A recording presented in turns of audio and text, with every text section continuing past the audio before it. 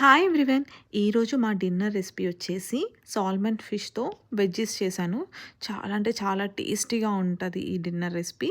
And ఈ salmon fish వచ్చేసి నేను మొన్న సామ్స్‌లో తీసుకొచ్చాను కదా! అది.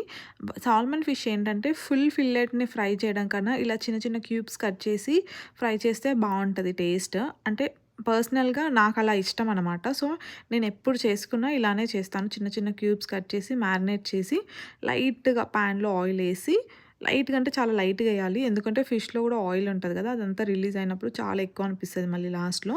సో, అందుకే 1 టేబుల్ స్పూన్ ఆఫ్ ఆయిలేసి మొత్తం ఫిష్‌ని ఫ్రై చేశాను. ఈ ఫిష్ ఫ్రై అవుతుంటే పక్కన వెజ్జీస్ కూడా స్టీమ్ చేసుకొని ఇలా నార్మల్ స్టిర్ ఫ్రై చేశాను. జస్ట్ ఆయిల్ కానీ, బటర్ కానీ వేసుకొని దాంట్లో చిన్న చిన్న కట్ చేసిన గార్లిక్ వేసుకుంటే టేస్ట్ బావుంటది. అండ్ దీంట్లో స్పైసీనెస్ కోసం నేనైతే పెప్పర్ యూజ్ చేస్తాను.